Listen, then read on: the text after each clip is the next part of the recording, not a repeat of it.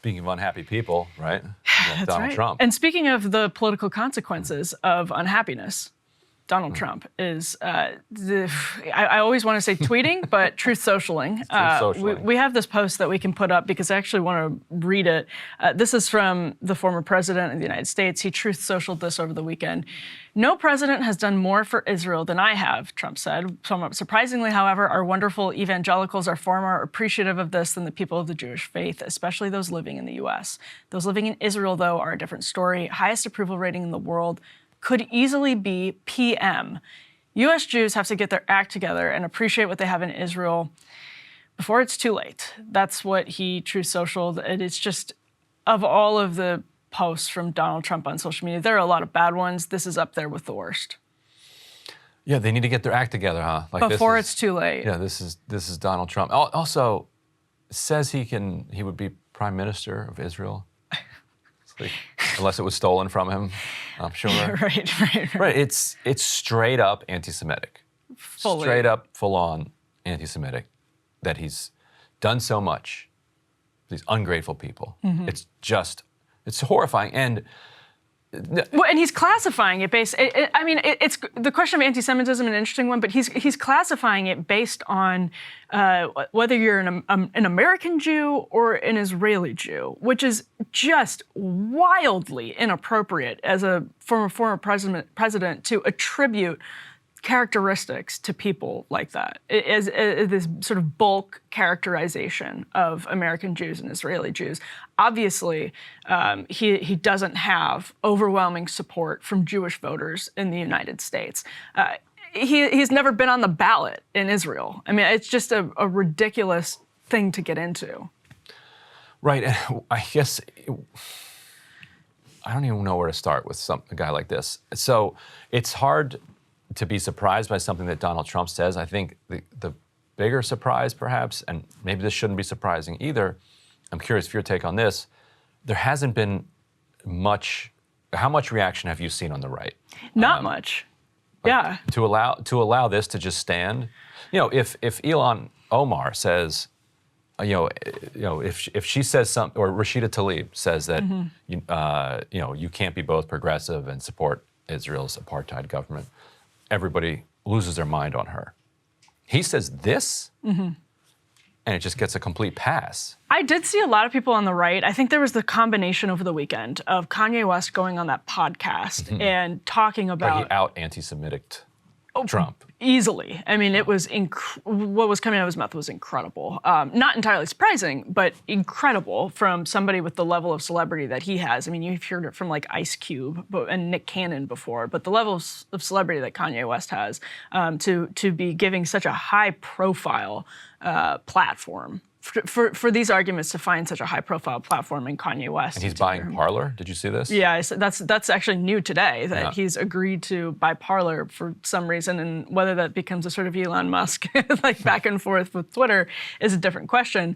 But this is, I did see some conservatives sort of with a combination of those things, stepping in and saying this is, and Trump is interesting because the guy his beloved daughter is Jewish, and he has Jewish grandchildren. And so I don't know that this is necessarily motivated by some sort of like racial animus, but it is anti-Semitic in the respect that it's the sort of bulk characterization of people by nationality, ethnicity, religion. That's just inappropriate. Period. It's just completely inappropriate. And then to add it with before it's too late. Listen, I know what he's getting at. I think he's getting at this question of the country, right? The country before it's too late to sort of rescue your country, your great country.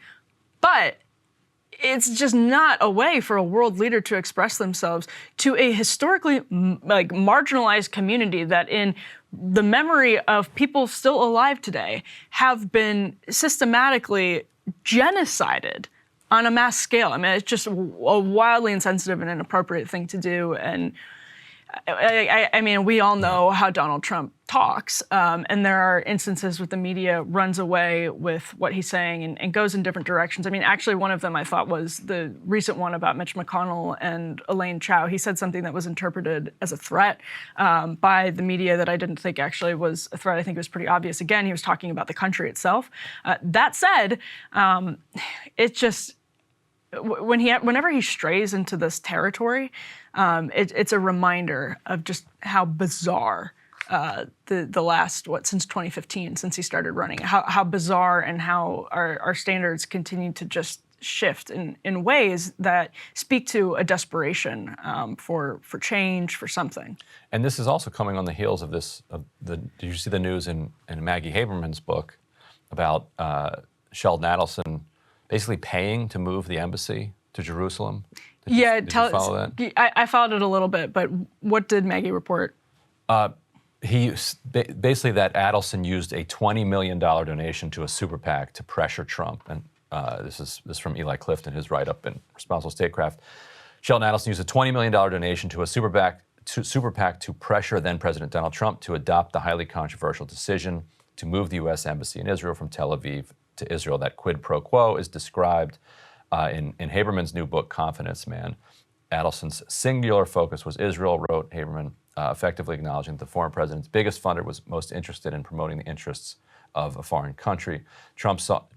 In Trump, he saw a chance of enacting change in American policy toward Israel and gave $20 million to a super PAC working to elect him as a candidate. Trump run. Anyway, so basically, that $20 million exchanged hands in order to pressure Trump to move the embassy. Trump talks about having moved that Israel embassy to Jerusalem, all the time. Right. It was in that post even, right? Yeah. What did you make of his reference to evangelicals? Because it's clear he has contempt for American Jewish people in this tweet. He also has contempt for most people. And it seemed to be kind of contemptuous too.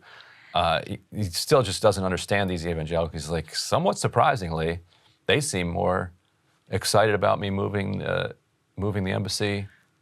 Well, and that's what I think is really interesting when we're talking about this question of shifting standards, right? So to your question of why there's a freak out on the right about a Trump tweet like this, and I think the answer is because American evangelicals, they signed a statement in the late 90s about how character is an essential part of a politician that evangelicals should support. And we remember what happened with Bill Clinton and evangelicals. But why is that not reflected when you see a tweet like this from Donald Trump? Well, it's because people feel so desperate. Times feel so dire. And I think for good reason, people feel like times are dire and times are desperate and urgent, that Donald Trump is this imperfect vessel for a policy that is desperately needed and craved by the evangelical community. And again, I think for some really good reasons. People do feel like they're in dire straits, and again, that's reasonable to some extent. Whether or not the decision to support Donald Trump is reasonable, and the decision to sort of put blinders on and power through is a different question. But the question of whether of why that happens, I think you see in Donald Trump's very what's the word I'm looking for? Just very utilitarian relationship with the evangelical community. Both sides know, right? And there are some people, you get your Paula Whites of the world. There are some people who have bought into Trump and are close to Trump and really genuinely love Donald Trump. On the other hand, there are a whole lot of people that sort of know what's going on here. This is a transactional relationship where he will advance policies like moving the embassy, for instance, that are good for the evangelical cause.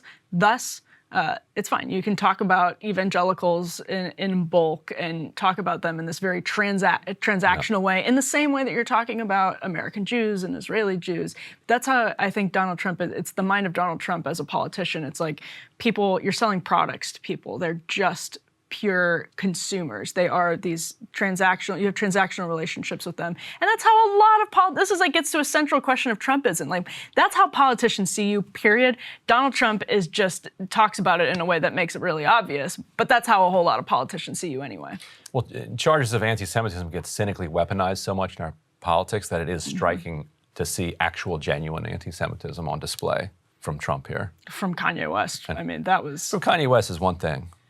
But from the former president of the United States, to say things like before it's too late without explaining what you mean in the context of a tweet about ungrateful Jews. It's just like bizarre, but I think it speaks to this sort of naked calculus of Trumpism, which is that he's not hiding the fact that this is transactional, that he sees you as someone who's going to get a benefit out of this. And that's why the Sheldon Adelson story, I think, is interesting and a relevant sort of journalistic inquiry. His pitch to black voters in 2016. It's exactly what do you like have to that. lose? It's exactly like that, right? He's selling a product. And again, that's how most politicians see us. But he doesn't hide it really as much. And that's another, with the Sheldon Adelson thing, the money aspect of it is interesting, but I also think Donald Trump could be convinced without money to do that. I think that there were a lot of people who saw him as, they had their own transactional relationships with him in the administration and saw him as like the vessel for these policies. And he could have been persuaded to negotiate that anyway, so. He'll take the money. Yeah. Well, who wouldn't? Cable news is ripping us apart, dividing the country, making it impossible to function as a society, and making it impossible to know just what is true and what is false.